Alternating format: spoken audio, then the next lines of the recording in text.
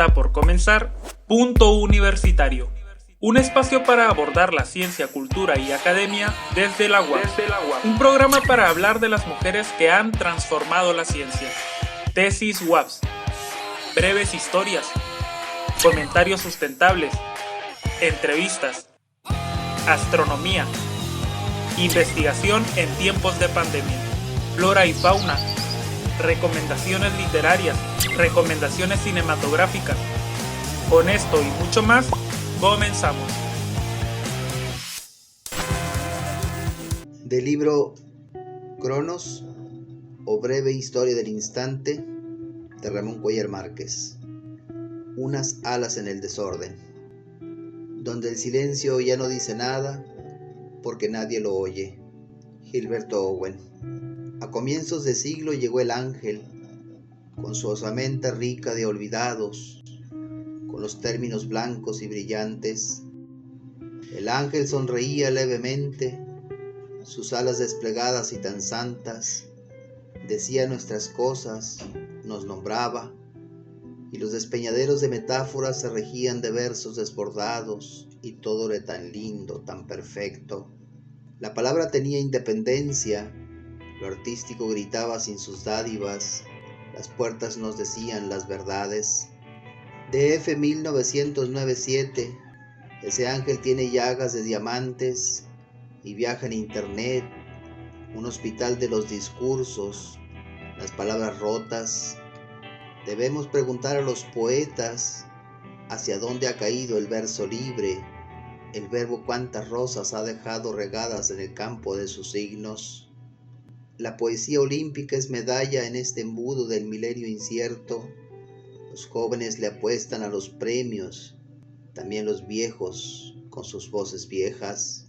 Ya probé el verso libre de ataduras y lo restrinjo en este endecasílabo para de nueva cuenta liberarlo, que se impregne del aire de las venas surgidas del poema, de los cielos cargados de la lluvia de septiembre. Verso libre, criatura en agonía. Hola, ¿qué tal? Muy buenas tardes. Sean bienvenidos y bienvenidas a una emisión más de Punto Universitario. Les saluda en la voz Jesús Flores Ortega. Es viernes 16 de abril del 2021 y acabamos de escuchar el poema Unas alas en el desorden de nuestro compañero Ramón Cuéllar Márquez. Y antes de entrar de lleno al programa, a esta emisión, les recuerdo brevemente los medios por donde estamos transmitiendo. Estamos en radio por la señal del 1180 de amplitud modulada. También estamos en radio por internet en mixlr.com/Radio UAPS. Y estamos también en Facebook en la página Comunicación Radio UAPS. Así nos pueden encontrar en esta red social. Y bueno, ahora sí les platico los temas que abordamos a lo largo de esta emisión. Es un programa, la verdad, muy interesante porque nos acompaña el doctor Rubén Olachea Pérez para platicarnos o para continuar platicándonos sobre la película italiana L'Inferno de 1911. Y digo continuar porque recordemos que en la emisión pasada de Punto Universitario también nos acompañó el doctor Rubén para platicarnos o para hacer un análisis sobre este film, que además pues es uno de los más antiguos de Italia, que aún se conservan en aquel país. Tuvo 3 directores, nos platicaba, tiene unos efectos especiales espectaculares y además impresionantes, sobre todo porque pues como sabemos en aquella época, en 1911, pues no existía la tecnología que tenemos hoy en día para realizar una película de este tipo. Y por supuesto se necesitó muchísimo presupuesto para poder realizar este film. Nos platicará también más detalles sobre esta interesante película, L'Inferno de 1911. También se encuentra con nosotros en esta ocasión, participa la profesora investigadora del Departamento de Ciencias Marinas y Costeras de nuestra universidad, Ariadna Ávila García, quien nos platicará un tema, la verdad, por demás interesante porque nos habla sobre naves espaciales tripuladas. A propósito, ¿no?, de que hace unos días se cumplieron ya 60 años del primer viaje al espacio tripulado, que como sabemos lo realizaría la Unión Soviética con el cosmonauta Yuri Gagarin. Nos platicará sobre este hecho y también otros hechos, ¿no? Detalles bastante interesantes que por supuesto pues marcan un antes y un después, ¿no? En cuanto a las naves espaciales tripuladas. También en la sección de lo que cuenta la historia se encuentra con nosotros José Luis Larios para platicarnos acerca de la guerra de Irak y también pues de cómo se vivió en aquel país y un poco el contexto, ¿no? Para conocer pues por qué se da esta lamentable situación, esta lamentable guerra pues que hasta el día de hoy ha tenido consecuencias. También el alumno Ramón Amador Victoria nos viene a platicar y a invitarnos a leer sobre su colaboración en Punto Universitario, que es La trata de personas en la República de la India, el negocio de la vergüenza. También les presentaremos la parte 1 de esta colaboración y recuerden, si ustedes pueden o quieren leer esta colaboración pues más en extenso y con mayores detalles, pueden consultarla en la edición número 16 de Punto Universitario. Y también casi para finalizar con el programa, platicaremos sobre una interesante colaboración que hace la doctora Lorela Castorena Davis para el semanario Punto Universitario, que se titula Feminismo, el movimiento más importante de los siglos XX y XXI. En esta ocasión, para la versión radio, la escuchamos en la voz de nuestra compañera Alba Hernández. Y bueno, ¿qué les parece si ahora sí pasamos a la entrevista con el doctor Rubén Olachea Pérez, quien les recuerdo pues nos platicará acerca de la película italiana L'Inferno de 1911, que además se me pasaba a comentarles, pues este film está basado en la Divina Comedia de Dante. Vamos pues a la entrevista. La entrevista.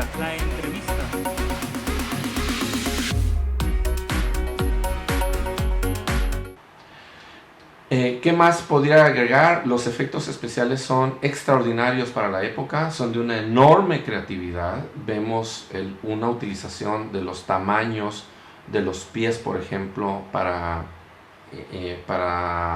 intentar dar la idea de un gigante, y esto con lentes especiales se logró bastante de manera muy realista. También hay vuelos, muchos vuelos que parecen nubes flotantes formadas por los humanos que bailan, y no todo es alegría, ¿verdad? También hay imágenes de terror, despavorido, de aullidos. Es muy dramático porque variando se pasa de pecado en pecado, de falta en falta, y según el pecador, según el sapo la pedrada, ¿verdad? Como comúnmente se dice coloquialmente, según el pecado el castigo. Entonces no hay una visión de Dios, porque hay una especie un poco al estilo islam, al estilo musulmán. A Dios se le puede invocar solamente, ¿verdad? Pero no se le puede ver. O sea, si acaso va a haber intermediarios o intercesores como la Virgen en este caso. Entonces es muy curioso, ¿no? que Dante Alighieri, el autor, era un gran conocedor y admirador, parece ser también, según sus biógrafos, del Islam. Él era católico, pero le atraía el rigor o la moral, ¿verdad?, del pueblo árabe. Todos estos detalles, ¿verdad?, contribuyen a una comprensión más amplia de la cultura en la Europa que a él le tocó vivir, porque es esta transición, ¿verdad?, de que termina la Edad Media, el feudalismo, y ya se ve en el horizonte el Renacimiento. Si algo tenemos como señal del Renacimiento, es precisamente la Divina Comedia, ¿verdad? La Divina Comedia, al ser publicada, escrita, pensada, diseñada no tanto en latín, que era lo usual, sino en la lengua italiana, es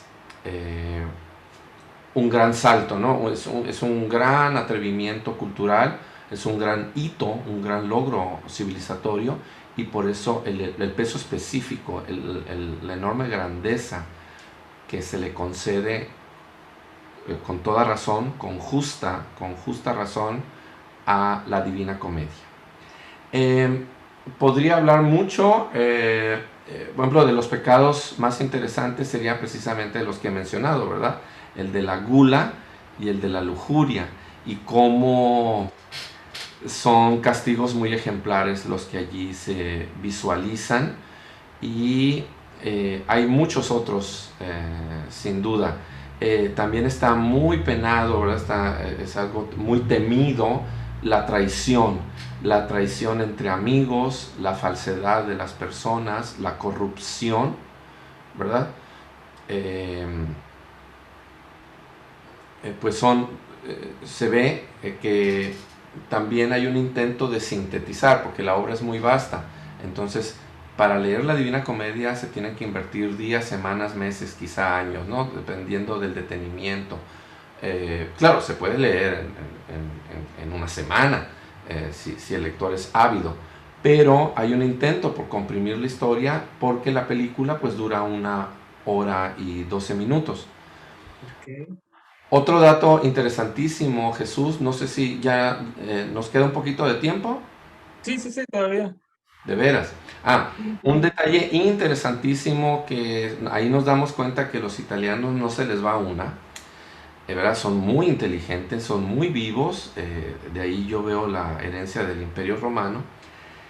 Tuvieron la astucia de que, como era una película más larga, al presentarla en Estados Unidos era la gran novedad, ¿verdad? La hicieron con mucho adorno, y convencieron a los espectadores de que, por ser una película seria, de la más larga, con un gran contenido moral y cultural, se iba a cobrar el doble. Entonces hizo unas ganancias millonarias en Estados Unidos, porque además, pues estamos hablando antes de la Gran Depresión, estamos hablando de 1911. Entonces hubo un gran público interesado, que empezó en Nueva York, y a partir de Nueva York empieza todo su periplo, todo su recorrido por Estados Unidos con este doble cobro, y pues obtuvieron ganancias millonarias. Otra cosa interesantísima en la película es que los intertítulos, ¿verdad? Entre escena, secuencia, aparece en inglés, o aparece en italiano según la versión, pero con gran atención. Son muy estéticos, son rimados, ¿verdad? Porque hay una intención poética de conservar el espíritu de la obra. Entonces están muy bien presentados, y también lo que los expertos señalan es que antes los intertítulos a veces como que ni al caso, no venían al caso. Y aquí eh, cada intertítulo puesto está muy planeado, está muy justificado, ¿verdad? Entonces no está de más. Y les digo, está muy bien escrito, con un aspecto literario, poético, y es una de las otras grandes virtudes de esta película. Ok, ahora, doctor, ¿cómo se considera? Bueno, nos platicaba un poco hace un momento, ¿no? Pero por ser una de las películas más antiguas que se conservan en Italia, precisamente, ¿cómo cree que consideran el arte en Italia? Otra vez, si me repites la pregunta, hubo una falla técnica, Jesús, y no Ah, alcancé a escuchar. sí, disculpe, que sí, ¿cómo cree que se considera esta película para los italianos, al ser una de las obras precisamente más antiguas que se conservan de aquel país?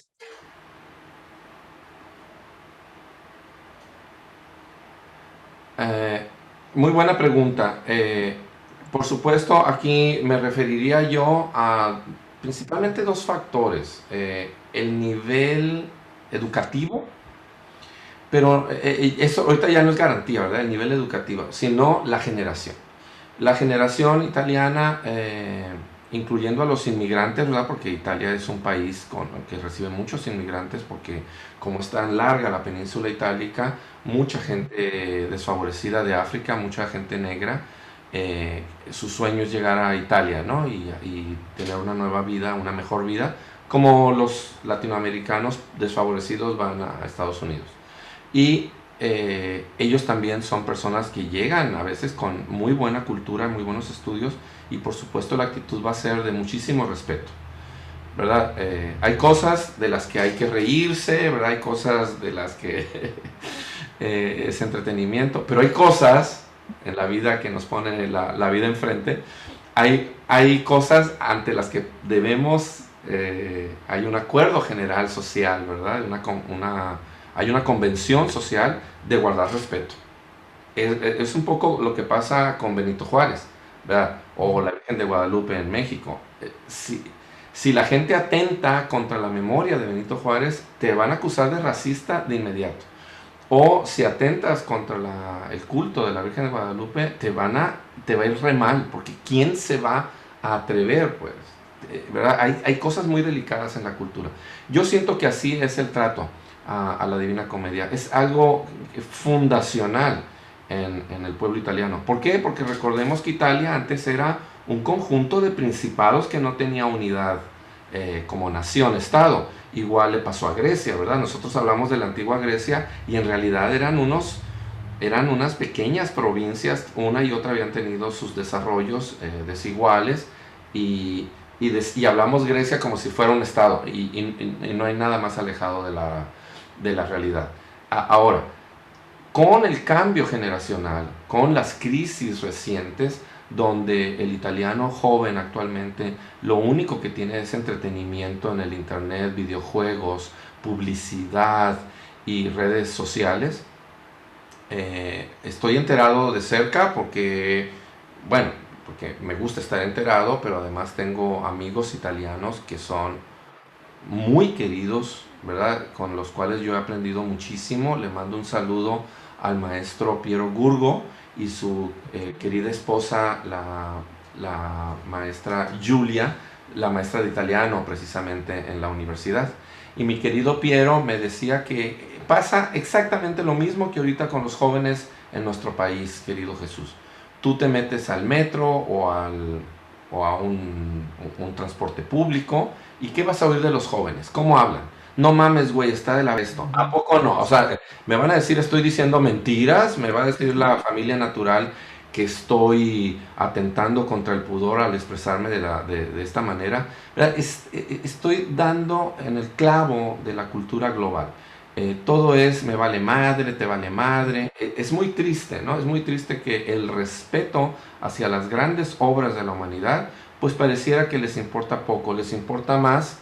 eh, También voy a poner el dedo en la llaga, a los jóvenes no les gusta que les toquen sus películas de la Liga de los Superhéroes, ¿no? Son tan sagradas para ellos actualmente, pues que lo consideran mejor que la Divina Comedia, ¿verdad? Las películas de Superman y de todos los héroes de la Liga de la Justicia, de Snyder o del director del momento, las consideran sagradas. No me toque eso, maestro, con eso no se meta, ¿verdad? Me dicen los alumnos, con eso no se meta porque es terreno sagrado para mí. Y bueno, les digo, yo respeto sus gustos por los que hacen más millonarios a los millonarios de Hollywood y sus efectos especiales. Lo que me da tristeza es que la mayoría de los jóvenes que van a ver esas películas, en vez de decir me gustó mucho, lloré, vibré, me emocioné con las actuaciones, me sacudieron, me hicieron pensar en este mundo, me hicieron pensar en los niños o en la injusticia. Lo único que, o sea, la mayoría del comentario de los jóvenes tras ver estas películas es, puta güey, estuvo bien chingona, qué mamón, o sea, están bien cagada. O sea, ese es el nivel del comentario ahorita de muchos jóvenes sobre una película de su gusto. ¿Verdad? Estoy hablando de sus gustos, porque de lo otro no les importa. No van a hablar de películas que no les gustan. ¿Verdad? Está mamadísimo, está cagadísimo. Ese es el comentario. Entonces, tanto en Italia como en México, ¿verdad? Ya yo me sé las groserías que usan en Italia. Se usa mucho la palabra cazzo, que es una palabra que ya se imaginarán algunos. eh, el sinónimo que se usa acá, la gran palabra que no se les cae de la boca a muchos jóvenes hoy en día. Y también el escándalo en Italia es que las chicas lo dicen cada rato, ¿no? Y pues lo mismo pasa en México, la verdad. Y no debemos escandalizarnos tanto. No crean que yo estoy escandalizado, ¿eh?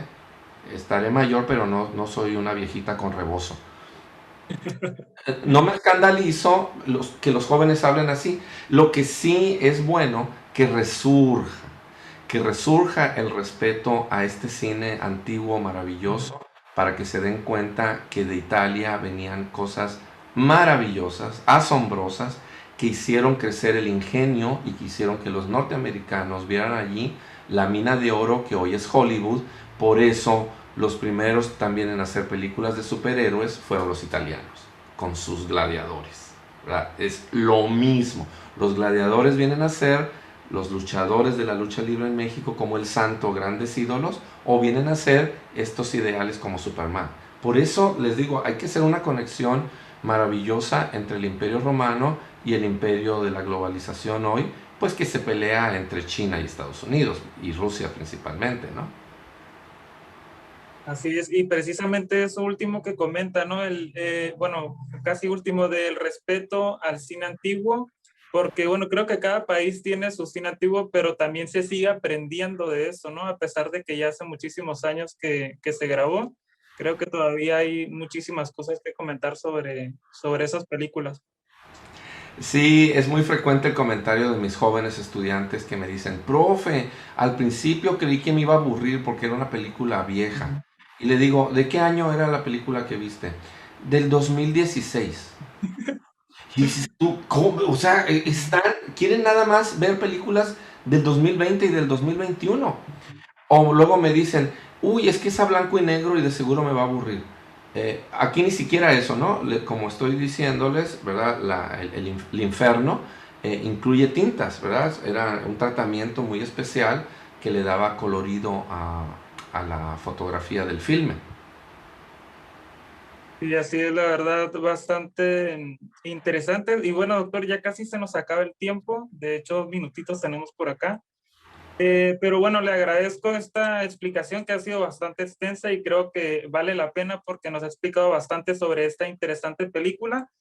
Nada más, no sé si ya casi para finalizar nos pueda recordar en dónde podemos encontrar esta película para las personas que nos escuchen, por si la quieren ver, la puedan buscar. Sí, hay que poner en el buscador de Google, por ejemplo, ¿verdad? Sí, porque me estoy refiriendo al principal buscador, no por hacer publicidad. Y poner Linferno, poner L apóstrofe Inferno.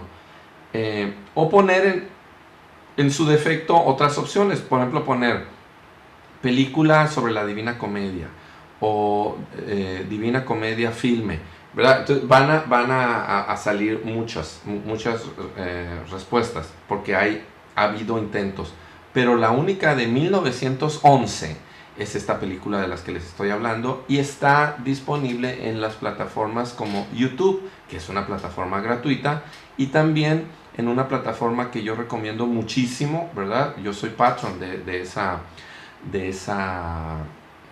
ese sitio, y que se llama Zoo Woman. Zoo Woman como mujer del zoológico, ZOOWOMAN.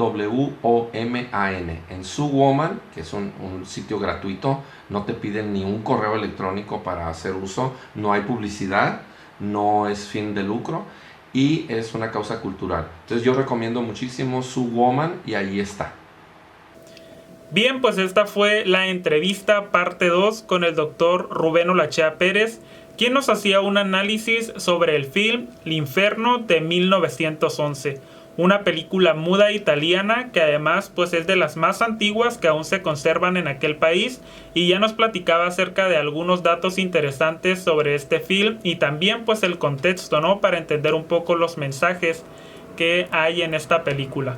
Gracias nuevamente al doctor Rubén Olachea Pérez por esta interesante participación y por supuesto lo seguiremos invitando a Punto Universitario versión radio para que nos siga platicando acerca de otras películas, de otros films. Y bueno, pasando a otro tema, les comentaba también al inicio del programa que en esta ocasión colabora también el alumno Ramón Amador Victoria, estudiante de la licenciatura en Historia de nuestra universidad, con un tema la verdad muy interesante que es la trata de personas en la República de la India, el negocio de la vergüenza. Él hace esta presentación y hace esta invitación para leer esta y otras colaboraciones en el semanario Punto Universitario, y también les presentamos pues la parte 1 de esta colaboración, porque vaya, hay que mencionar pues son dos partes. Una la pueden encontrar en la edición número 415 de Punto Universitario y la segunda parte en la edición número 416 de este semanario. Y bueno, antes de mandar a esta cápsula o esta presentación, me gustaría también comentarles algunos datos sobre esta situación que se vive en la India. En el caso particular de la República de la India, Naciones Unidas y la Comisión de Derechos Humanos de este país sitúan el subcontinente como un importante centro de comercio sexual internacional. Este dato que sigue es muy interesante y muy fuerte porque además este fenómeno englobaría a más de 27 millones de personas. El Índice Global de Esclavitud de 2016, presentado por la Fundación Walk Free, señaló que 45.8 millones de personas son sometidas a los modos modernos de esclavitud en todo el mundo, en los cuales, según este informe, India registró 18,35 millones de personas, siendo el país donde más hay personas esclavizadas en todo el planeta. Este dato es muy fuerte porque se calcula que cada día alrededor de 200 niñas y mujeres son introducidas al negocio de tráfico ilegal. Bien, pues bastante dura, ¿no?, esta situación que se vive en la India. Y ahora sí, pasamos ya para entrar de lleno en el tema a la presentación e invitación que nos hace el alumno Ramón Amador Victoria sobre el tema trata de personas en la India, el negocio de la vergüenza, y después vamos a la primera parte de esta colaboración, esto en la voz de nuestra compañera Brenda Arias. Hola, ¿qué tal? Mi nombre es Ramón Amador Victoria, soy estudiante de la licenciatura en Historia en la Universidad Autónoma de Baja California Sur, Campus La Paz, y actualmente curso el 8º semestre. Les comento que hace un par de semanas tuve la oportunidad de colaborar con una serie de notas en el semanario Punto Universitario WAPS. Dichas notas se titulan La trata de personas en la República de la India, el negocio de la vergüenza, parte 1 y parte 2, y corresponden a los números 415 y 416 de la revista digital. En ambas notas se plasma un panorama general de lo que es el negocio de la vergüenza en India, haciendo alusión a un artículo periodístico que explica lo que es una realidad muy dolorosa a los ojos de cualquiera, como lo es la trata de personas. Es preciso decir que dichas notas son parte de un ensayo que realicé el semestre pasado para la materia Tópicos Contemporáneos 1, en mi interés por conjugar diversas temáticas como globalización y migración. Comencé una investigación que me llevó hacia la trata de personas, en un lugar que es netamente de mi interés, la República de la India. ¿Y por qué la India? Pues porque en ese país este negocio ilícito ha ido creciendo año tras año de sobremanera y guarda unas particularidades necesarias de estudiar. Para fundamentar mi trabajo, utilicé diversos tipos de fuentes, desde textos académicos enfocados en el tema hasta manuales, informes y estudios específicos elaborados por distintos organismos tales como Naciones Unidas, Comisión Nacional de Derechos Humanos y ECPAT. Diversos estudios señalan a la República de la India como un importante centro de comercio sexual internacional, donde los niños y las niñas, así como las mujeres, son las más afectadas por el negocio del tráfico ilegal. Les extiendo una cordial invitación para que lean las mencionadas notas, donde podrán revisar información más detallada al respecto, así como también un par de testimonios de personas que han sufrido estas atrocidades, como lo es la trata de personas en India. La trata de personas en la República de la India. El negocio de la vergüenza. Los procesos de globalización han sido determinantes para el crecimiento, desarrollo y movilidad del delito en todo el mundo. La permeabilidad de las barreras comerciales, informáticas y geográficas ha facilitado que prosperen los negocios tanto lícitos como ilícitos, por lo que la delincuencia organizada crece en su estructura clientelar, en la misma medida que el mercado. En ese sentido, la trata de personas se ha convertido en la esclavitud en el mundo globalizado del siglo XXI. El vínculo entre la trata de seres humanos y la migración en el marco de los movimientos masivos de población es un fenómeno que merece un examen más detallado, según ha manifestado la relatora especial de las Naciones Unidas sobre la trata de personas, María Gracia Gianmarinaro. quien considera que las políticas migratorias restrictivas y excluyentes, la insuficiencia de los canales de migración regular y reunificación familiar y la falta de acceso al mercado laboral de los solicitantes de asilo, refugiados y migrantes contribuyen también a fomentar la explotación de los migrantes. Lo cierto es que, tanto en la India como en muchos otros países, el negocio de la vergüenza es en realidad muy dolorosa a los ojos de cualquiera. Y año tras año ha ido creciendo debido a factores tales como el crecimiento demográfico, la violencia social, la desigualdad de género, la inestabilidad política, los conflictos de carácter étnico o religioso, el ejercicio autoritario de poder, la desigualdad y la pobreza, entre otros. La Comisión Nacional de los Derechos Humanos en México nos dice que la trata de personas se presenta cuando una persona promueve, solicita, ofrece, facilita, consigue, traslada, entrega o recibe para sí o para un tercero a una persona por medio de la violencia física o moral, el engaño o el abuso de poder para someterla a explotación sexual, trabajos o servicios forzados, esclavitud o prácticas análogas a la esclavitud, servidumbre o a la extirpación de un órgano, tejido o sus componentes. En la India, la venta de personas es una práctica recurrente. Las mujeres suelen ser vendidas con fines de explotación sexual o para el mercado matrimonial, y los niños para incorporarse en familias económicamente acomodadas, nacionales o extranjeras, en calidad de adopciones. Aunque también su venta involucra múltiples fines como la explotación sexual, pornografía, prostitución o turismo infantil, comercial, mendicidad, laboral, trabajo forzado, militar y para la venta de órganos.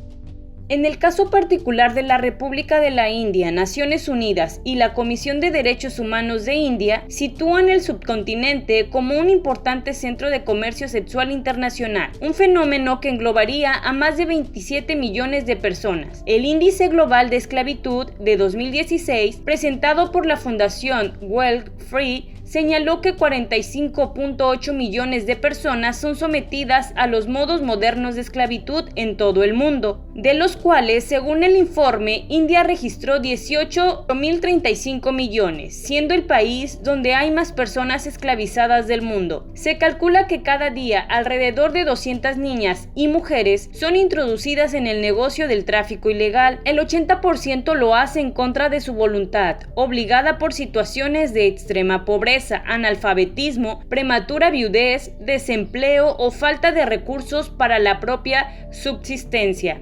El perfil de las mujeres de trata para el sexo varía mucho. Por ejemplo, en Bengala Occidental existe una cultura aceptada en la que si un hombre es incapaz de pagar sus deudas, su hija se ve obligada a pagar la deuda a través de la prostitución. Por su parte, en el estado de Andhra Pradesh, las mujeres se regalan como ofrendas a los templos. Se llama a estas devadasis y se dedican a servir a los sacerdotes de los templos y posteriormente a todos por dinero. Resulta interesante, a la vez que aterrador, cómo las mujeres de la India sufren violencia de género, inclusive desde el contexto familiar. En el ámbito familiar, donde se gestan las condiciones de expulsión que son aprovechadas por los traficantes en la captación de víctimas para la trata. Ello responde a patrones culturales de género por medio de los cuales la mujer se encuentra ineludiblemente sometida a las decisiones de sus padres. Otros ejemplos muestran cómo la mujer toma la decisión de servir con el fin de sobrevivir. Una colaboración para Punto Universitario de Ramón Amador Victoria. Bien, pues ahí está esta interesante colaboración que hace el alumno de la licenciatura en Historia de nuestra universidad, Ramón Amador Victoria, sobre el tema la trata de personas en la India. Les recuerdo, pueden encontrar la parte 2 de esta colaboración en el semanario Punto Universitario, edición 416. Gracias a Ramón Amador Victoria por esta interesante colaboración. Y bueno, cambiando un poco el tema, también en esta ocasión se encuentra con nosotros la profesora investigadora del Departamento de Ciencias Marinas y Costeras de nuestra universidad, Ariadna Ávila García, para platicarnos a través de las ondas de la radio sobre un tema, la verdad, por demás interesante, que es naves espaciales tripuladas. a propósito de que hace pues algunos días se cumplieron ya 60 años de el primer viaje al espacio tripulado, que como sabemos fue o pondría en órbita al cosmonauta soviético Yuri Gagarin. Esto ocurrió un 12 de abril de 1961, y antes de pasar o de mandar a esta colaboración, les platico pues algunos datos interesantes sobre este hecho que por supuesto cambiaría la historia de la humanidad. Las primeras palabras de Yuri Gagarin pues ante el asombro que le causó ver el planeta desde el exterior a bordo de la nave Vostok 1 fueron: "La Tierra es azul". En el primer viaje al espacio, Gagarin tardó 108 minutos en darle una vuelta completa al mundo, pues esta nave viajaba a una velocidad de 27.400 kilómetros por hora. Mi nombre es Ariadna Esmeralda Ávila García y soy profesora investigadora del Departamento de Ciencias Marinas y Costeras. Hoy, en la sección de Iluminare, vamos a hablar sobre naves espaciales tripuladas.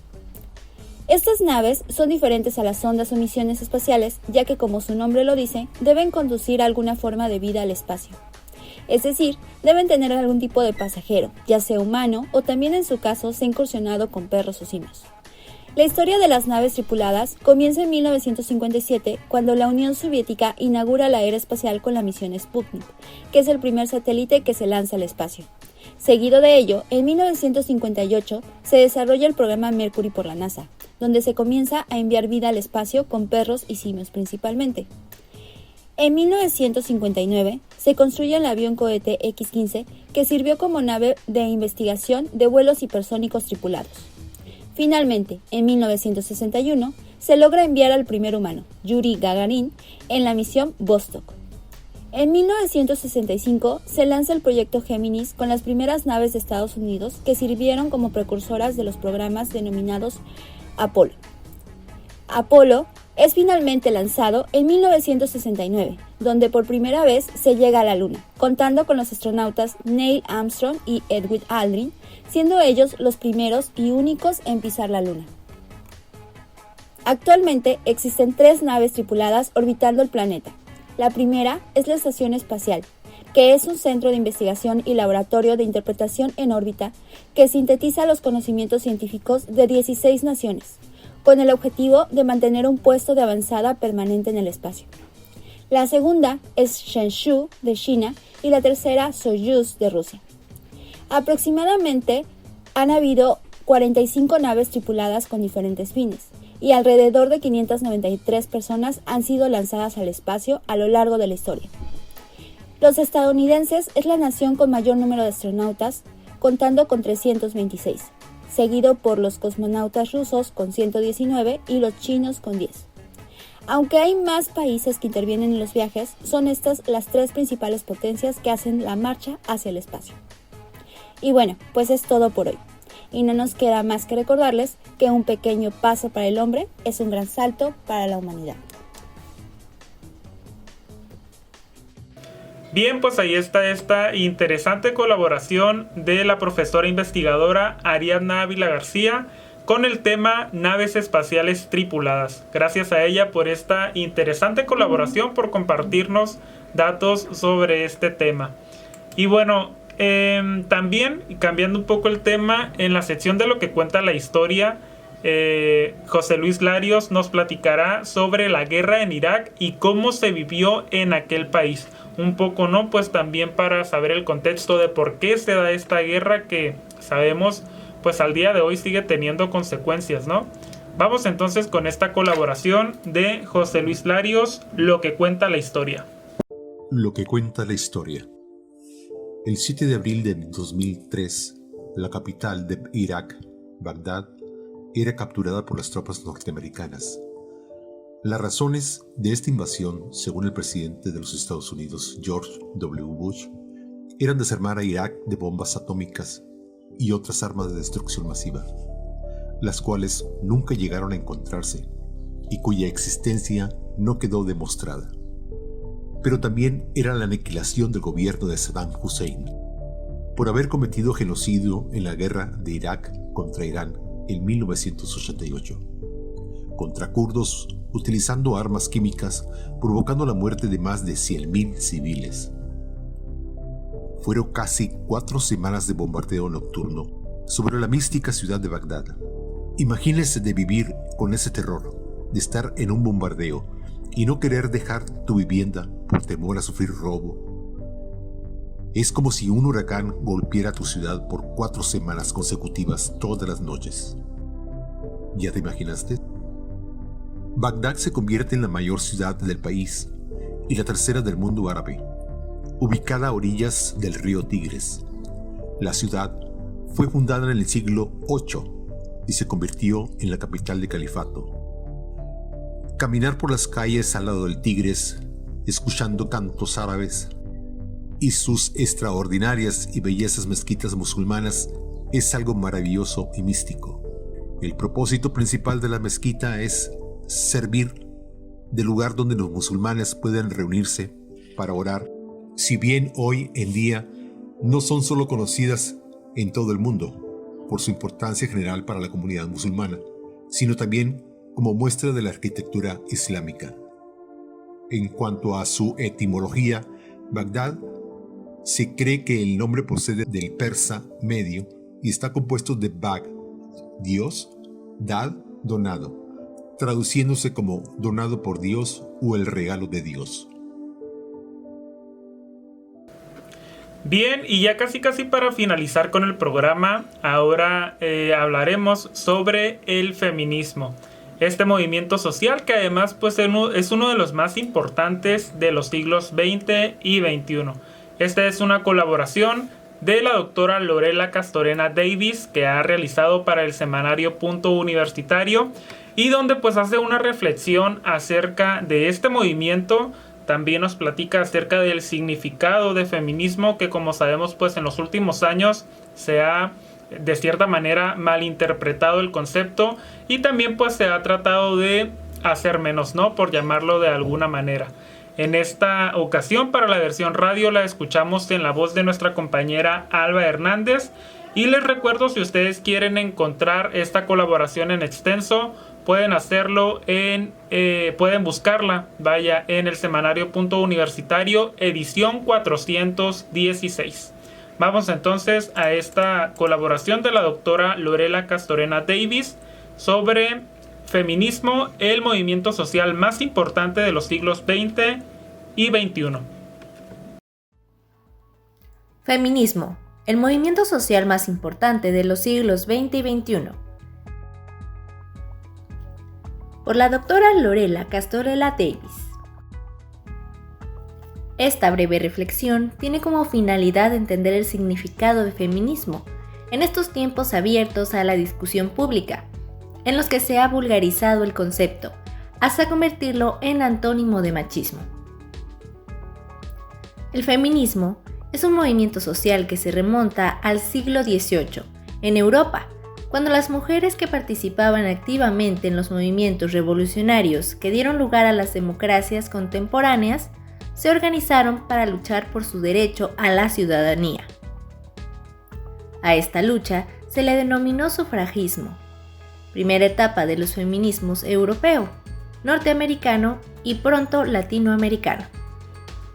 La adquisición de la ciudadanía plena significó para las mujeres de finales del siglo XIX y principios del siglo XX la lucha para alcanzar su incorporación al trabajo formal y el reconocimiento de sus derechos laborales en igualdad con los hombres, igual trabajo, igual salario, el derecho al voto, el acceso generalizado a la educación pública, el derecho a la capacitación profesional y la apertura de nuevos horizontes laborales.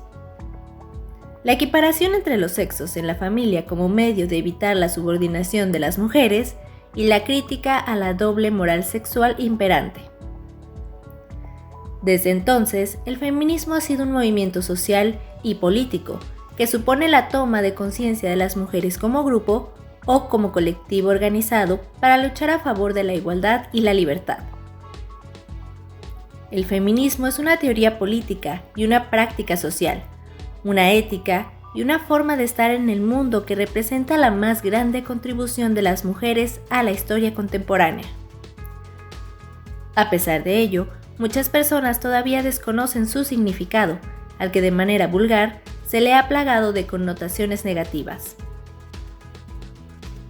Hoy en día, la palabra feminismo está presente prácticamente en todos los ámbitos de la vida social, política y cultural de buena parte del mundo, y nuestro país no es la excepción. Al contrario. Lo mismo lo encontramos en las acaloradas discusiones en reuniones privadas y públicas, en bar o el café, que en las redes sociales donde las referencias son, por decirlo menos, abundantes. Muchas de estas discusiones dan lugar a falsas premisas. Las feministas odian a los hombres. Las feministas quieren dominar a los hombres. Las feministas aspiran a una sociedad de hombres castrados. El feminismo es la máxima expresión de la ideología de género que atenta contra la familia, sagrada institución que quieren destruir. Claman grupos religiosos conservadores afiliados a la visión más retrógrada y antiderechos de las diferentes iglesias de corte católico o cristiano. Bien, pues con esta información, con esta colaboración nos despedimos. Agradecemos su atención, su sintonía y les recuerdo que mañana sábado en punto de las 11 de la mañana los esperamos también en el programa de Ecoradio, porque estaremos abordando sobre un tema por demás interesante que es Baja California Sur y sus áreas naturales protegidas. Sábado 11 de la mañana, ya lo saben, por este mismo medio, 1180 de amplitud modulada. También en radio por internet en mixlr.com/Radio Waps y también en Facebook en la página Comunicación Radio Waps. Se despide en la voz Jesús Flores. Hasta la próxima y que tengan un excelente fin de semana. Gracias por sintonizar Punto Universitario. Te invitamos a que sigas disfrutando de la barra programática del 1180 de amplitud modulada y en radio por internet en mixlr.com/Radio Waps. Nos vemos y escuchamos en una nueva emisión para seguir abordando la ciencia, cultura y academia desde la UAS. Hasta la próxima.